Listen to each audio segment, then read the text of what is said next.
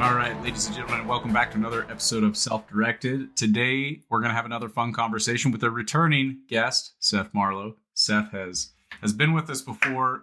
Seth is a very special guest. He's the father of a Praxis alum, but he's also got a great track record, nearly 3 decades, not to age you, in the corporate world. You just did. Everything from from the bottom of the ladder all the way up to the top, has been in a bunch of different positions across sales, marketing, customer support, leadership positions, has been on the other side of the table, and also has 2 daughters, neither who have college degrees, but are both crushing it, and has a lot of perspective to offer about that journey, as a parent, as somebody who's watched his kids, but also been a coach to them, and guided them into their journey as they've succeeded in this first chapter of their career. So, Seth, welcome to the show again.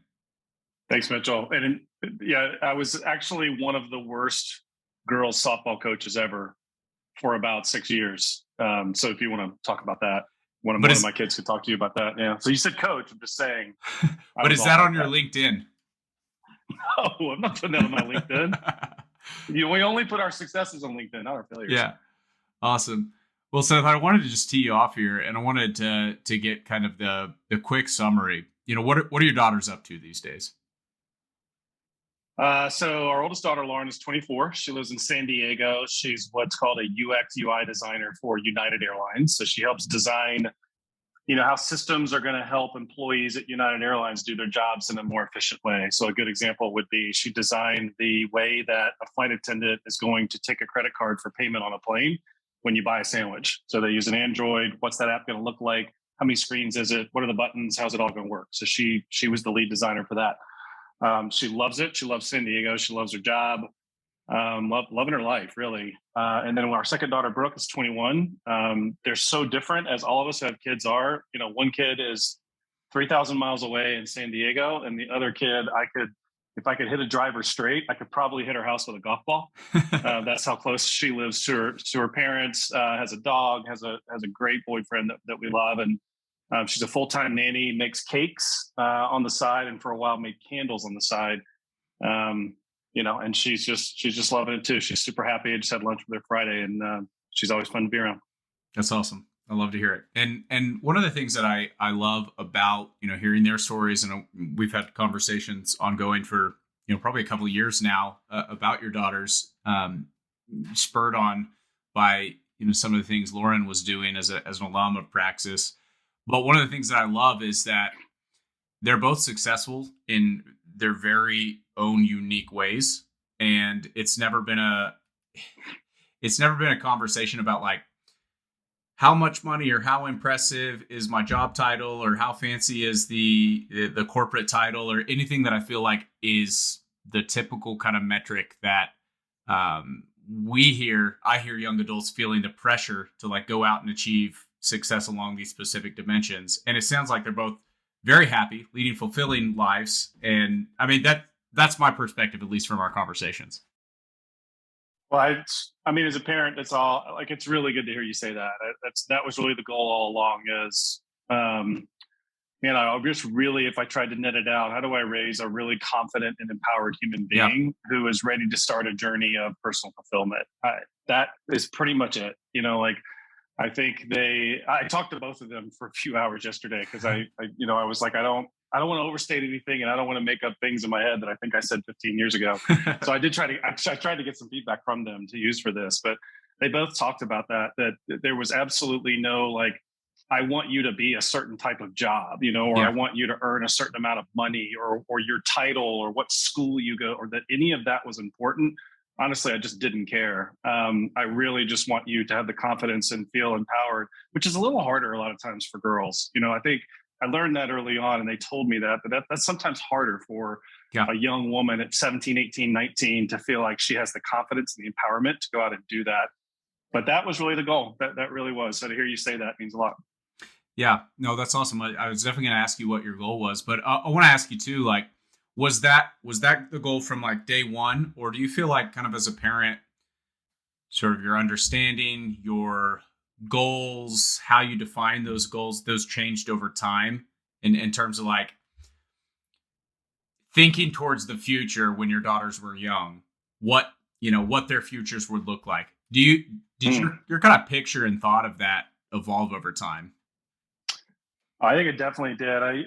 Lauren and I joined you for a podcast about a year ago, and we talked a little bit about that. I read a book when Lauren, was 5 or 6 years old. Can't remember exactly, but it was called The World is Flat. And it was about just how the internet was changing everything. And that podcast, I talked a little bit about that. So my mindset started to change a little bit there. But yeah, I think my mindset started to change when the girls got it, when Lauren, being the oldest, got into middle school and into 8th, 9th grade, and parents, being around parents where you're no longer the parent of a kid. You're like a parent of this being who is about to enter high school. And when you're in high school, it's about where you're going to go to college, and where you're going to go to college is about like what you're going to be when you grow up. And it became like these conversations started to become about that. And so I think when that started to become the conversation, it certainly started to cause my wife and me to take time to say like, okay, so what are we trying to raise here? And what directions are we trying to point them in? And certainly I was much more of I would say maybe a little bit more traditional up until teenage years. And then from there, maybe started to change a little bit. Yeah. That's awesome. Do you feel like, as they were preparing for the real world, were there specific directions you gave them, or a set of, like were you overly liberal in the freedoms, or like what was the structure? You're raising 2 teens, you're helping them as much as you can prepare for sort of the next step after high school. What do they do? Like, what did that parenting structure look like? Yeah, that's one of the things I asked them yesterday. Like, if you had to look back and kind of recall your childhood, and then a little bit of comparing your childhood to others, like what did we do as parents that was different? And different doesn't mean better. Like, what was different? And I think a few thets that they brought up were there were a lot fewer rules. They neither one of them ever had a curfew.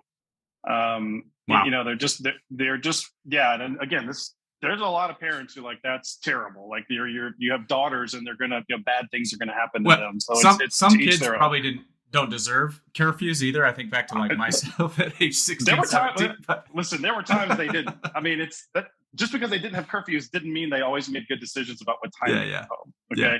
But yeah, I think the first thing they said is, and this was definitely something I think my wife and I talked a lot about, there weren't rules on grades. There really wasn't rules on work ethic, and you have to have a job, or you need to excel in athletics, or, you're going to have a curfew. I think it was, I guess maybe to sum it up, it was kind of like, they're only going to be kids once, and they can deal with all of this pressure and all of this stuff later, and just be kids for now and have fun. I think the second thing is, like, in return for there not being a lot of rules, there's going to be a few rules, and those rules are non-negotiable. Like, you're going to be respectful. You're going to be honest. You're going to communicate with us. You're going to seek guidance for decisions, and you're not going to get punished around breaking rules. As long as you're open and transparent and honest, then you'll get that back. And I think there's times when that didn't necessarily work perfectly, but I think over time, they both commented to me yesterday when I asked them that was very different than what they felt like they saw in some of their friends, and that their friends, I think they really said there's 2 things they saw in terms of, when I was thinking about us versus friends. One was like grades and rules. Yeah, they really felt like especially in high school, there was this huge emphasis on grades. There was reward systems for it, punishment systems for it, et cetera. And the second thing was they just didn't feel like a lot of their friends had really transparent conversations with their parents. They hid a lot from their parents. And again, they hid stuff from us as well. But I think the big stuff we covered. Yeah, that's awesome. Yeah, it's definitely wildly different than a lot of what I encounter talking to young adults about, the pressures of high school, the pressures of impending graduation, like what happens afterwards. Like, I got to make good grades, because if I don't, I won't get into good college. I'm going to be a failure. Like, there's so much built up. I think a lot of that comes from parenting. Stress. I think that's the other thing they mentioned yesterday. You say that is that they just said it just felt like my friends were 16 and 17 years old, and they were so stressed out. Yeah. So stressed out about their grades, or breaking a rule, or how to get away with something, or what college am I going to get into, or what my parents expect of me. And again, what I would hope, like, I don't want people to feel like well, what we said is we expect nothing of you. That really wasn't the point, right? Is that I just back to sort of like there's a few things we're going to expect and those are non-negotiable. And the rest of this, like there's going to be plenty of time to figure that stuff out. Yeah. Did you have any kind of conversations in those teenage years, especially as they got closer to graduation, about like, what are you working towards longer term? Were there any kind of expectations, I guess, towards here's what success looks like on the other side?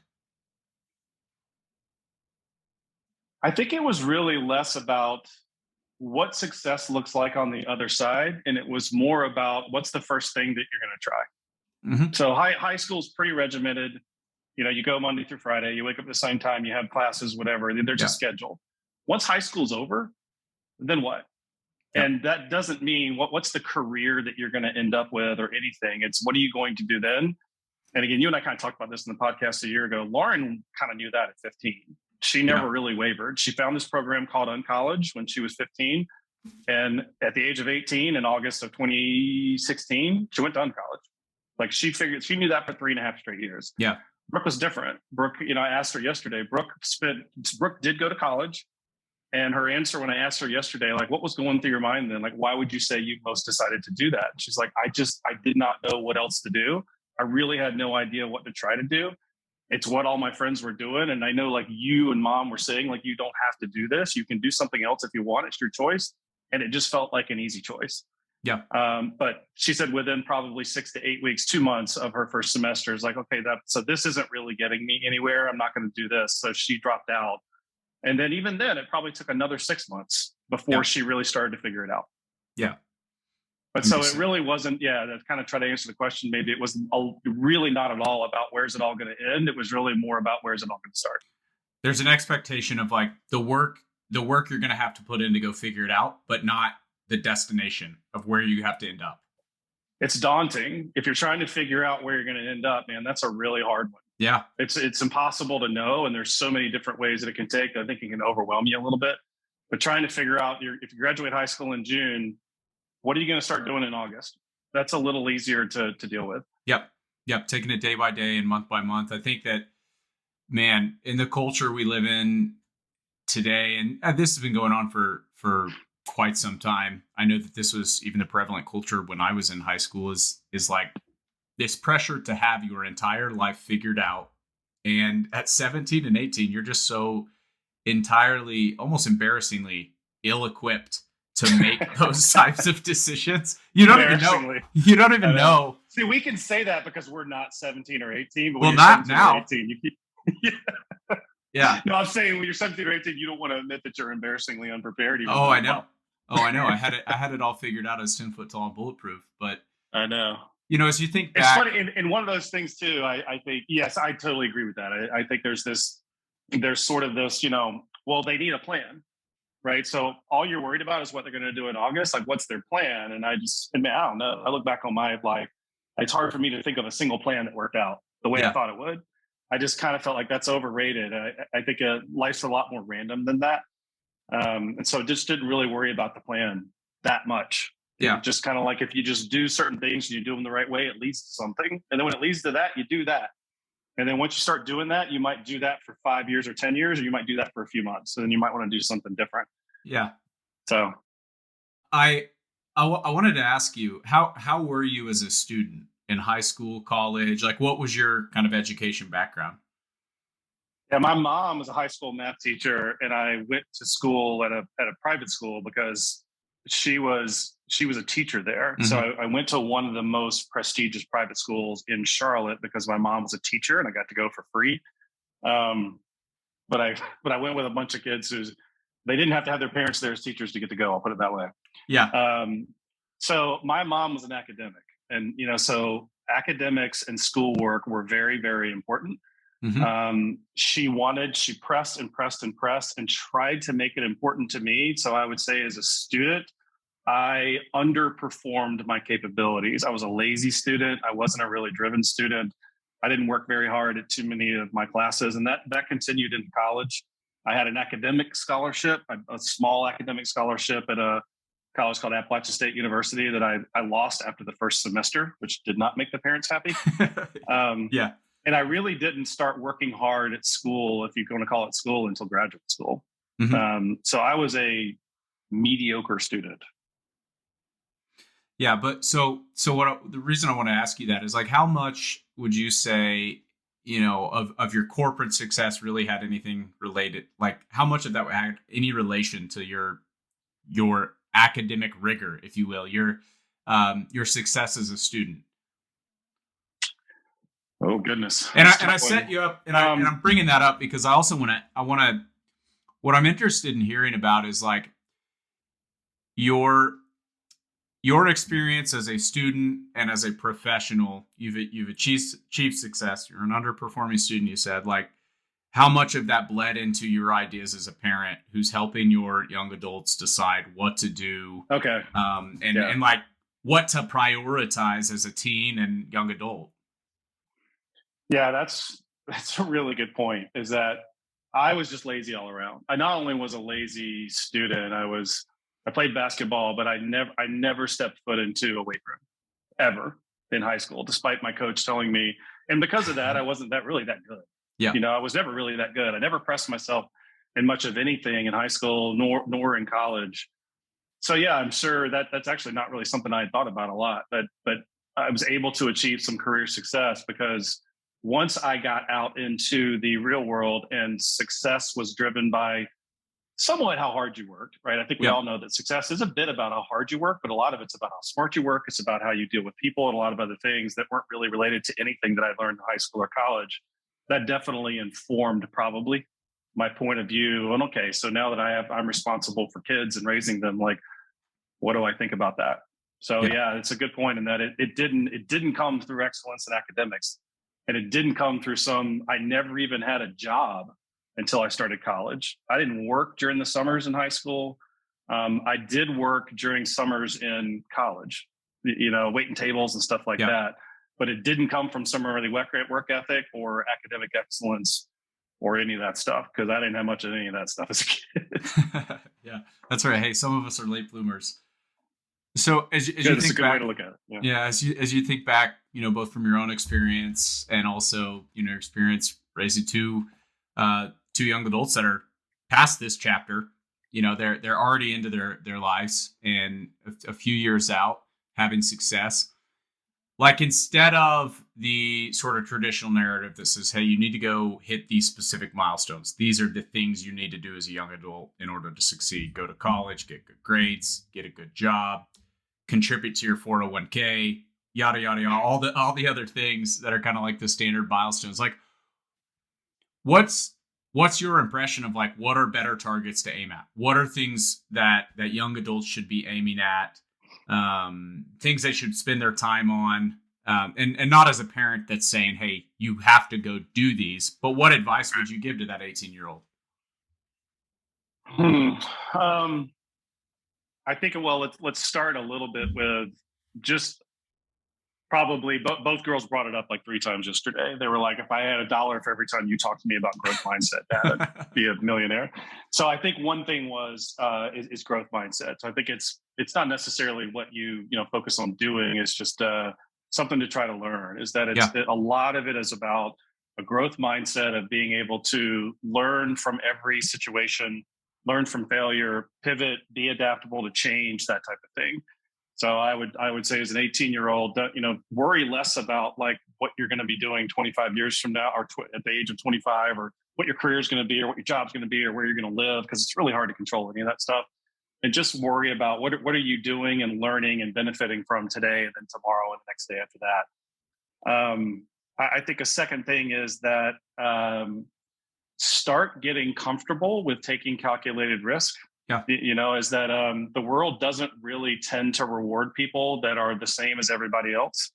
And so it's start to find ways. That doesn't mean go jump off a cliff and see what happens, right? Yeah. It's how do you start to do things that are a little different, that are a little bit of a risk, not massive risks that are going to ruin your life, and then learn from doing those types of things. I think there's just a lot of pressure to follow all the rules and do the same thing everyone else is doing. And I think at 17 or 18, 19, you've got some leeway to mess up a little bit. Yeah. If you don't do something that ruins your life, but you do something that kind of is a mistake that you made or whatever. I mean, you're 18, 19. It's okay. You got plenty of time to work through it. Yeah. So I I like think to those tell are two them, things. No, go ahead. like reversible decisions. Don't make any irreversible Yeah, decisions. that's Like a good way to say it. you Yeah, end up in jail. You've eliminated a lot of your future option set, but there's tons of correct. wiggle room, and this is probably the freest you're going to be in your life. Go take advantage Yeah, of that. probably a good example would be, I mentioned Brooke. She was, how old was she? I think she was 19, and decided to start a little candle making company. Mm-hmm. And so that was maybe a $1,200 or so investment to get started with that and start to do it and buy enough inventory and get moving. And she did that for 5 or 6 months, and she enjoyed it, and she made a little bit of money from it, not a lot. But she also learned some things. She took some courses while she was doing that would have bored her to tears if she was doing them in Yep. college, because she had nothing to apply it to. Absolutely. But because it was this thing that she started, suddenly she wanted to learn how to do accounting for a small business, for example. And ultimately, after 6 months, she started making cakes, and she likes cakes better. So I think there's some people would say, well, you started that candle thing and it failed. And it's like, no, that's not what happened, right? She just did that for a while and learned from it. And then she just decided to start something different. She's 19 years old. And it's $1,000. That's a lot less of a cost. That's probably what, I don't know, 2 weeks of college. Yeah. So it's not that bad. Maybe. Maybe. So I think that's one thing. And then the third thing too, they talked to me about this, just emotional intelligence. Yeah. Spending some time at the age of 17, 18, and you can do it for free online. It's just understanding and learning about emotional intelligence is really important. Do you feel like there were experiences too, in their teenage years, early adulthood years, that helped them level up EQ? Like so for instance, I'll give you one that I've seen quite a bit in young adults. Is like young adults who, I see this in particular among homeschoolers who have had a lot of exposure to people who are older than them, but they didn't go through 12 years of school regimented by people who are all the same age, but they had kind of like exposure to people who are adults in a non-authoritarian manner, where it's like, I have a broader range of ability to relate to people other than just like my peer group. And that allows me to, like, I have a much more vertical rather than horizontal understanding of how other people are. And it's not just the people who are at the same level of development as me who are, also, especially the younger you are, like, not developed yet. And so, yeah, like, you're learning from people who already have some of these things figured out at a younger age and developing at an early pace. And I'm just wondering, like, what did your girls spend their time on? Were there different activities or, things they were involved in or things they did that you feel like helped them develop emotional intelligence? Oh, I think when they were younger, I'm trying to think of some things when they're younger. I mean, so there's one thing I'll come back to. I think for sure, Lauren, because of the path that she took when she was 18, 19, the first full-time role that you guys helped her land at Remind, she had just turned 20. And she talked about something again in the podcast a year ago, that really from that age forward, she's 24 now, she'll be 25 in November. Like, she was by far the youngest person in the office. And so she was kind of like forced at the age of 20 to spend pretty much all of her time with people who were at the youngest 25, 26, and many people in their 30s. One of her best friends is in her mid 30s with 2 kids. And she's 20, Lauren's 24 and single. So I think for sure she picked up a lot in that vertical way of being around a lot of people who were older than her at that time. Brooke, not so much, but I think I asked them about this. I keep referring to it yesterday because I talked to them forever yesterday. But, I asked them about like emotional intelligence and what are some of the things you remember. And one of the things that Lauren talked about was, and I used to do this a lot, was like, especially when they were being 14 years old and telling you that you're 40, you don't know anything, Dad, right? Any parent who's listening to this has heard that 100 times from their kids. You don't understand. You don't know anything. And one of the things I would always use in an argument against them was, okay, you're 14, Lauren. Do you think you're smarter than you were when you were 11? Do you think you know more things than when you were 11? Do you think you, a few of those questions? And of course, yes, of course. Yeah, duh. And I'm like, well, see, that never stops. So when you're 17, you're going to think you were an idiot at 14. Yeah. And et cetera. And so that never really stops. So, you just have to kind of understand at certain ages that what you think is pretty much nothing compared to what others know, and especially what other people with life experience know. Yeah, that's a good point. I definitely should and could have benefited a lot from learning that at age 17. Oh, they did not. They were and... laughing about it. They were laughing about it yesterday. Like, I hated when you did that. But then afterwards, it'd be like, he's kind of right. Yeah. I was an idiot when I was an idiot, like, 17 or 18. Yeah, I was an idiot when I'm 14. Okay. Well, just know that when you're 22, you're going to think you were an idiot now. So you just remember that. I'm not sure about the development of girls, but I know for boys, it's like age 17, 18, you're like as cocky as you'll ever be. And then oh my goodness, in the next dozen plus years and probably in perpetuity after this, like totally cemented in how stupid you were at that age. Yeah, I still remember a long talk with Brooke when she was in 8th grade or 7th grade, that there's probably nothing dumber than a 7th grade boy. I was like, if you knew your dad in the 7th grade, you would be so embarrassed, so embarrassed. But one other thing just popped in my head too. I remember us doing this a lot, is we would have conversations around emotional intelligence of, I want you to think back to something maybe even 3 or 6 months ago, or even a year ago, that you were very emotionally charged about, especially teenagers. They can come up with 5 things that angered you or made you tremendously happy or whatever. And right now, today, what does that event mean to you? And usually what they'd say, they'd be like, yeah, I don't even ever think about it. Right. And think about how much you put into it at the moment. And now 6 months later, it's not even anything that really you think about. And that's a lot of what emotional intelligence is. It's understanding that this moment is only so big and it too shall pass. And you just kind of take it in a bit more of a calm manner, because if you kind of can train yourself to know that. We talked about that a lot when they were teenagers, because they were very emotional as teenagers. Yeah. Yeah. Well, as teenagers are, so outside of the emotional intelligence, what are some other things that either the girls did well, or just advice off the cuff that, you'd point the average 17, 18-year-old or their parents, what are some other things you can focus on that are valuable without being told what to do? I think for sure one is back to what you and I were talking about before, is just, I feel like when I ask a lot of teenagers, what's the goal? Like, what do you want to do? When you grow up, the first thing they all talk about is money. It is just money, money, money, money, money. And some of that's the society we live in or what have you. But I think the thing they would both kind of tell you that I think they did well at that age was it's focused more on doing the types of things that if you do them really well consistently, it always ends up leading to money. Yeah. And so focus more on the foundational skills and the things that people value. And if you do those things, trust me, it will churn into money later. Yeah. But if you chase money, you will make bad decisions, because you will try to impatiently attain it before you've earned it. So I think they both did that well. I think they both did a good job of building friends and relationships. I think they both had good friends. They were around stable, good people who helped them make good decisions, because they ain't going to listen to their parents a lot of times. Yeah. They're going to listen to the 16-year-old that they're hanging out with.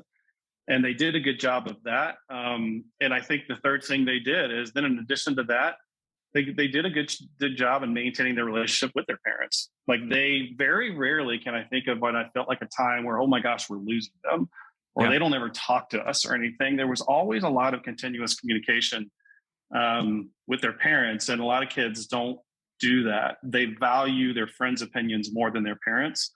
And I give them a lot of credit for, didn't mean we were always right, but I feel like I remember so many times, at least they would ask the opinion of a decision they were getting ready to make. Yeah, that's a good way. I mean, good lines, open lines of communication to have. I know a lot of parents struggle with that. A lot of young adults struggle with that. I know I struggled with that with my parents until I finally realized, hey, I don't know everything. You probably do know more than me about a lot of stuff, which probably was age 25 for me. So it could be really it's valuable. really And it's so hard not to tell them what to do, because a lot of times when you tell them what to do, they're just going to try to do the opposite.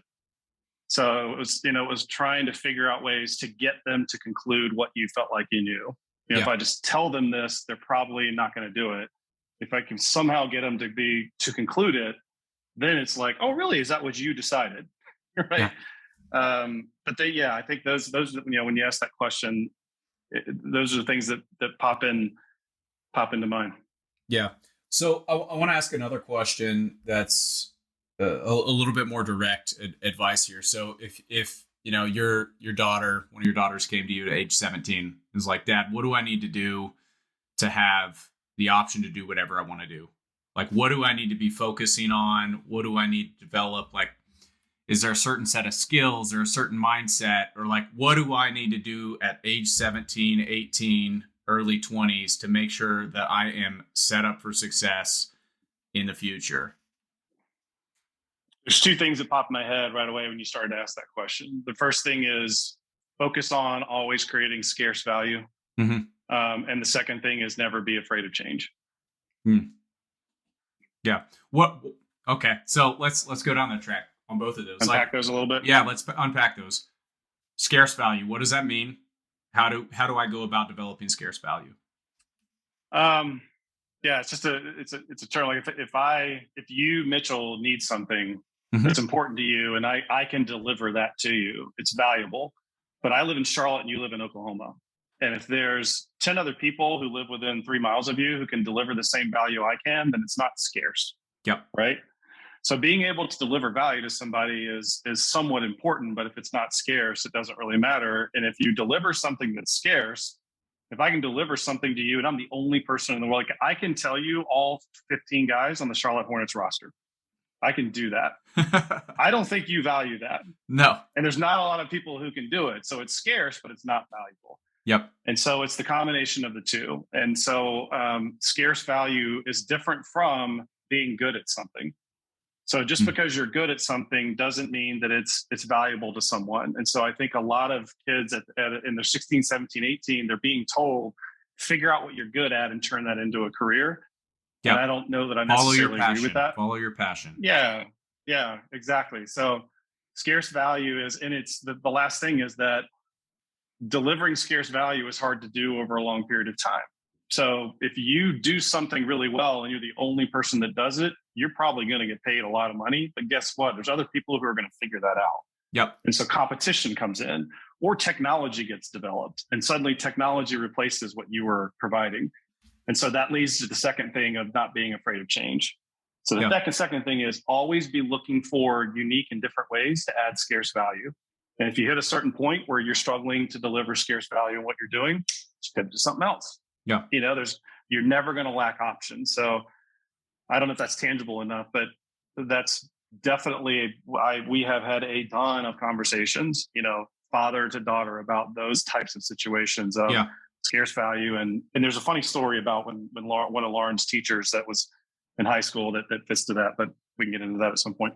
Yeah, no, well, let's hear it. I was going to ask, like, what are some tangible ways, as you think to give a little bit more actionable, here's what you should do at age 18 to go start down this journey of developing scarce value and learning how to be valuable to other people. Like, what are some actual action items, some actual steps you could take if you're somebody who knows, I want to figure out how to do that, whether making money is the goal or just having career optionality is the goal, whatever the driving force is. I want to develop scarce value. I'm buying into your mindset, Seth. How do I go do that? Well, one of them we started talking about before, emotional intelligence. I think I do not meet a lot of people that I feel like have really good emotional intelligence, and it is valuable and it's scarce. So that's the first thing. And that leads to a lot of different ways that sometimes you add value just by that ability. You're one of the few people who can sit in the middle of chaos and be calm. Yeah. That's valuable. And I think a lot of people would be like, oh, please. And it's like, no, trust me. As someone who manages a lot of people, where there's a lot of decisions and a lot of chaos and a lot of noise, oh my goodness, is that valuable?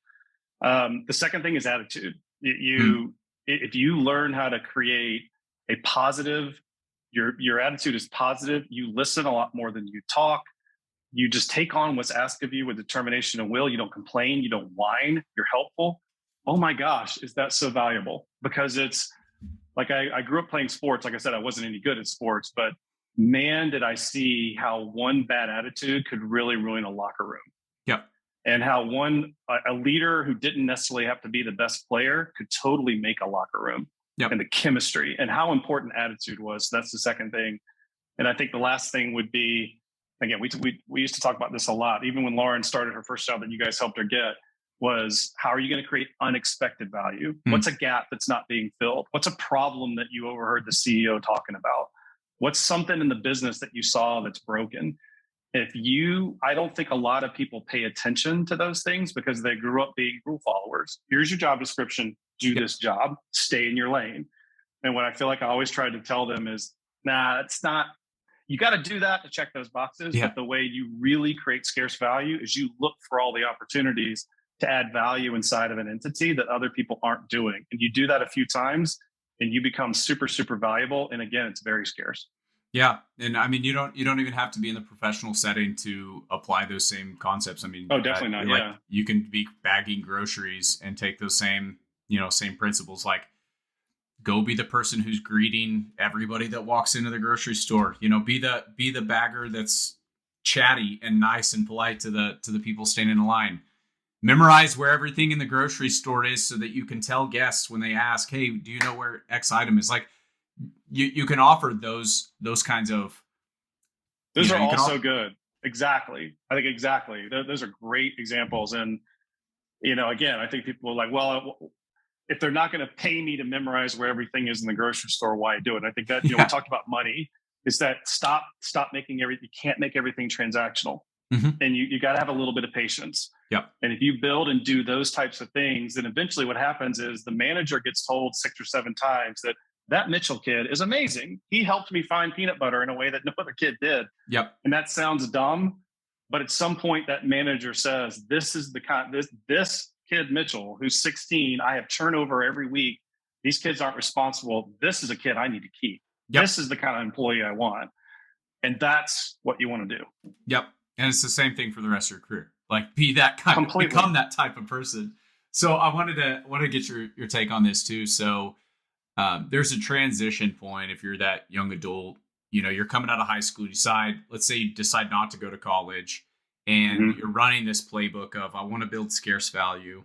I'm building skills. Maybe I got some work experience. I'm still trying to figure out what I want to do. Like, how do you move beyond the jobs that are accessible today to you as an 18-year-old into this great big world of opportunity? How do you go get your foot in the door at cool opportunities, get somebody to take a chance on you, and believe, hey, this kid is worth taking a shot on. They say that they can, they can work hard. They have scarce value to offer. How do you make that leap as an 18-year-old, especially somebody who may not have a college degree? So you kind of have like the deck stacked against you in the world today to some degree, not having the credentials. I think this is what in the business they refer to as a rhetorical question, because I know you already know the answer. Well, I do this for a living, so I can tell kids how to do this all the day. But I want to get your take as a parent and also somebody who had 2 daughters who hit it out of the park. I've heard you talk about this. It's network, man. It is, it's building a network of people like that grocery store manager who, even after you've moved on, knows somebody who works at some business who said, man, I wish I could find a young up and comer that would do such and so. And they go, this kid who worked for me 2 years ago, that's the person you need to talk to. And again, people will say, oh, that doesn't really happen. No, that happens all the time. I've been hiring people for 15 years now. I have never, ever hired a person that did not start and come through my network, ever. It is always based on someone who, when I need to fill a role, it's reach out to people I know and trust and say, this is the kind of person and skill set and attitude that I need. Do you know anybody? Yeah. And that is how I hire. And that's how most people do it too. And so I think that can feel daunting to a 17 or 18-year-old, or they feel like, I know I need to build a network, and that's what I'll do in college. Yeah. College is about enabling. It's a built-in network. Yeah, it is. I mean, you're building a network with a bunch of people. You're building a network with basically two types of people: a bunch of people who are your age and doing the same thing you are, Yep. and the professors who actually aren't. They aren't the ones that are hiring. Yeah. You're not going to get a job working for one of those professors, so that doesn't hurt. But I think you're going to be much better off starting to build a network of people who eventually turn into referrers for you.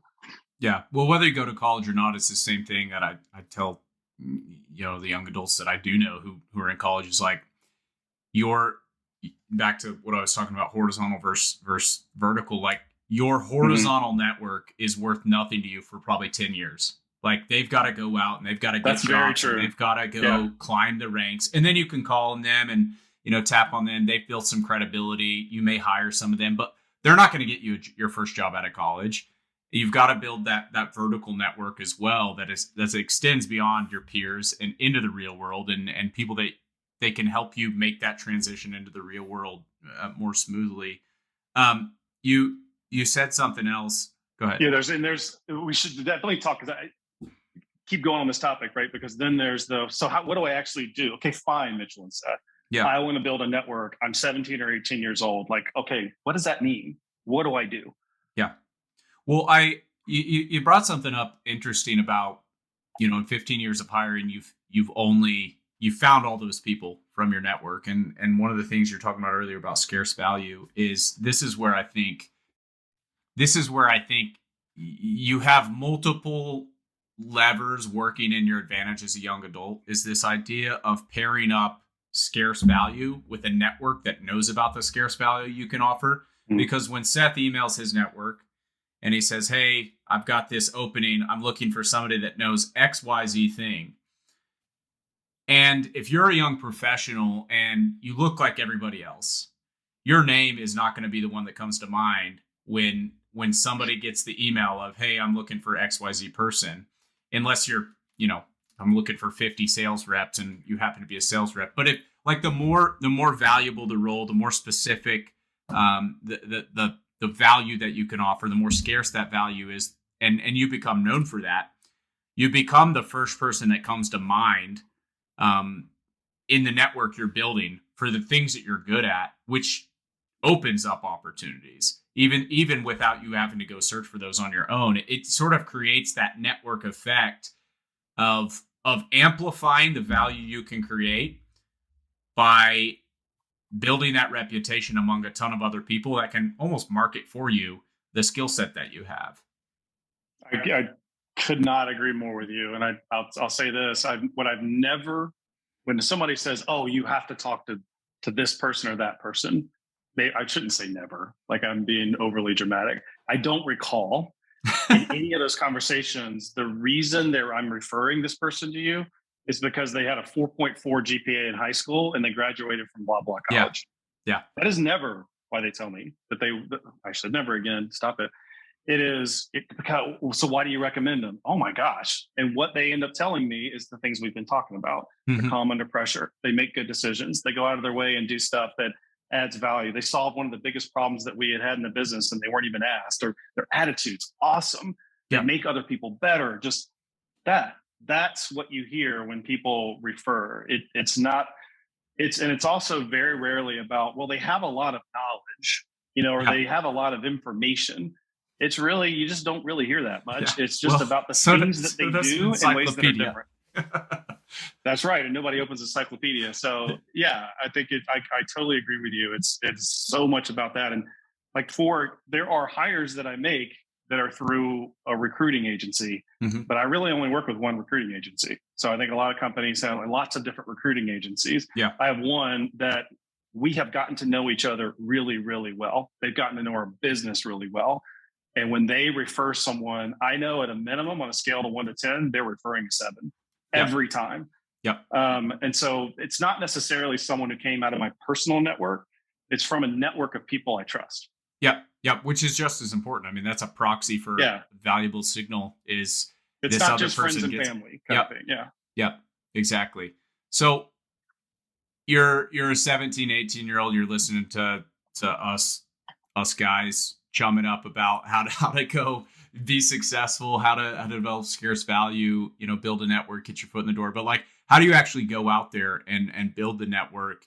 And, getting your foot in the door is one thing, but how do you go grow the network with the types of people that you want to be around without it being cheesy, without being the guy who's showing up with business card, with a bunch of business cards and handing them out and calling that network? Like, how do you go build a strong, valuable professional network for yourself as a young adult who's just starting out? Yeah, it's a good one. And it's one that, again, Lauren's done a lot of this. Brooke really hasn't. Brooke never wanted to be a career girl. So building a network is not that big of a deal to her. It has been a big deal to Lauren. So I did ask Lauren. I've asked Lauren a lot about this. And there's a really funny story from when she was waiting tables that we'll get into around this. But she told me, and I jotted it down when she told me. I didn't know this. She told me that she was listening to YouTube videos and took a couple of online courses when she was 17 or 18 on charisma. So what she was hearing this networking kind of message from me. Yeah. And one of the things that she sort of observed is even in high school, a lot of the most popular kids were obviously the best looking kids or most athletic, but there was a lot of popular kids that were so charismatic. Yep. And we watched Ferris Bueller together, Ferris Bueller's Day Off together. I don't know if you know that movie. Yeah. But we did watch that together when she was like 17. And she's referred back to that, like, talk about a guy with charisma. So building a network is a lot about how quickly you can just form a quick relationship with someone, where someone wants to just spend a little bit of extra time with you. And a lot about that is charisma, just your ease with which you hold a conversation. So I would tell 17 or 18-year-olds that was really great that she did that. It's just learn how to be charismatic, and it is a learnable skill. I think the second thing is that it's paying attention to and observing successful people who are in your bubble, so not athletes and entertainers on TV, please don't focus on that. Seriously. You are going to come across like it's the your best friend's mom who started a business and is crushing it, and talk to her. Just talk to her, and that can start with just learning from her, but start by learning from her, which eventually could turn into her saying, "Kid is really smart. Like, I'm going to recommend her to a friend of mine named Seth, who just asked for an intern in his BDR organization." Yep. So that's a second thing that you can start doing, is just pay attention to those things. I don't see a lot of kids do that. And when you come across someone like that, stop and spend some time with them and ask them how they got where they are. Introduce yourself and speak with them. And then last is, as soon as you can, create a LinkedIn profile. Pay somebody. It's worth it probably to pay somebody a little bit of money to help you make it really strong and make it impactful, and people land on it. And then every time you do something that matters, or anytime you do something that added value, put it on there. And it will not take long before you will start getting connection requests, especially as you start to get into things from recruiters. And something I always told Lauren, I think we talked about it, is never, ever, ever ignore a recruiter. Like, always respond, thank them for reaching out, and build relationships, because her first job that she got, you guys helped her get, which she'll say, like, the first job is the hardest one to get. But her second, it really is. But her second and third job, she had value that she had created that she could talk about, and she had built a network. And the United Airlines job, 100, which she loved. She loves working for United. It's an awesome company. That came from network. Someone in her network that reached out and said, "Hey, they're looking to hire somebody like you." And it required 5 years of experience. She had less than 3, and still got the job, right? Because it was a person. It was me having somebody I trust saying, "You got to talk to this person." Yep. And I know you need 5 years, and she's only got 3. You still need to talk to her. Yeah. And that's how that job started. Yeah. So really, it's really those 3 things. I think if you can start there, it'll start to build quicker than you think it will. I think one of the things, so this triggered me thinking back to several different thoughts here I want to cover, but I think one of the things that's hard to understand as a young adult, the value of the network, is other people in your network know about opportunities that are good for you that you don't know about yet. Mm-hmm, for sure. And if they don't know what you're capable of, like we were just talking about, they can't open the door for you. But there's also tremendous value, like, as you're growing the network, that's that many more people that know about exciting things that they can help you get your foot in the door to doors that you probably can't access yourself. Not just because you don't know about them, but because in many cases there's restrictions that would preclude you otherwise. And I think some crazy stat. I know you said, you've never made a hire outside of some kind of indirect or direct network connection. But I think there's a crazy stat, something like 80% of all jobs in the United States are never even posted. They're hired from either internally in the company or from the network of somebody in the company before they're ever even a job posting. It's like, if you're a young person, you're listening to this, like, don't shrug it off and just say, hey, I'm going to go to college and I'm going to build a friend group there, and that's going to pave the way for me. Because it truly is like one of the most exponentially valuable things in terms of the flow of opportunities to your email inbox and your phone that you don't know about. The people that you interact with and are aware of the value that you can create. Growing your network is going to open up more doors for you than all the books you could read or all the credentials you could get. So, it's fun. I just, because I was curious. Yeah. I just opened up Lauren's LinkedIn page. So, she's 24 years old. She's 3.5 years into a career, but she's she would have been a year and a half out of college if she'd gone to college. And she has 383 connections on her LinkedIn page. And I'm just scrolling through them here. People from Amazon, Google, Facebook, Apple, VP of Revenue Operations, Director of People, like just all kinds of people in all kinds of different areas. So 380 plus people that she's at least connected with and gotten to know. As we all, maybe half of them can think of her right off the top of their head, maybe a third of them. Yeah. But even if it's a third of them, that's 100 people that in a moment when somebody says, anybody that's good at such and so? Yeah, this girl, Lauren Marlowe. You got to talk to her. Well, and that's the whole, don't worry about chasing the paycheck right away. If you do a lot of these things, it always comes back to you. You brought up another point about the LinkedIn, and I think about this idea of, a lot of our apprentices, all of our apprentices, they build out their digital footprint. They build a portfolio. They're updating their LinkedIns. They're like creating this body of work around the skill set that they have. But I even know in my experience, and I'm sure this is probably true for you with as much hiring as you've done, is I will think back through my network of people and, people that I know, or when I have somebody ask me for a specific, do you know somebody who can do X, or I'm hiring for X, and I'll go scroll through my LinkedIn connections. Yep. And I'll see somebody's face. I'll see their name.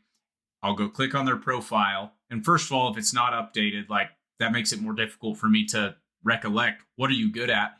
But like, usually it makes I it will hard for remember you to somebody's recommend name. them too. Yeah. It makes it hard for you to recommend them, because if you recommend them to me, I'm going to go to their LinkedIn Exactly. profile. And if their LinkedIn profile is not up to date, or it's a little sloppy, or it's a little whatever, I'm kind of like, Mitchell, dude, like you don't want to have that gut reaction of like, I don't know if I want to send this person over. So that's just a good reminder too, like being proactive about those things, and don't put yourself in a situation where it's like, you're suddenly looking for a job, and now you've got to spend, which is already stressful enough. Now you got to spend all this time to go update these things that you could have done all along by being proactive about them. So we've covered a lot of stuff here so far. I want to just kind of recap with you. What are some of your kind of closing thoughts, bullet points you want to make sure that, young adults, parents listening to this, they walk away with? All right. Summary. How do I summarize? Growth mindset and confidence. Yeah. Just a growth mindset and confidence, and it being less, stop comparing yourself so much to others. Stop comparing yourself to your 28-year-old self, and just experience things and learn from them and have confidence. Overinvest in emotional intelligence and charisma. And again, I think people think, well, some people are just born with that. They're both learned skills. You can learn how to be emotionally intelligent. You can learn how to be charismatic. Don't worry about money yet. The money will come. Focus on doing the things that lead to scarce value for others. And last, if the simplest way to get started is to start paying attention to and building a network. As you get to know people, it sounds like an empty promise, but as you get to know people, opportunity will follow. And then what you do with that opportunity matters. You got to create scarce value, but opportunity will follow. And then two other things we didn't kind of get into, but there's two things that I jotted down. One is, I think so many 18-year-olds are worried, where am I going to go to college? What am I going to major in? What's my career going to be? And it's like, if you really think you're going to do one thing for the rest of your life, my goodness, you're not. And if you think you need to figure it out at 18 or 19, don't worry about that. The thing I would say is everyone is great at something or will be, usually multiple things. Every one of us, you're great at something, and you're great at more than one thing, and you'll be able to translate those things into a career. And the second thing is, I think there's a misunderstanding. I think young kids especially think there's such a limited number of opportunities. There's such a limited number of great jobs, or there's such a limited number of ways to make money. And oh my God, like the opposite is so true. Yeah. There are countless ways to create scarce value. You just have to look for them.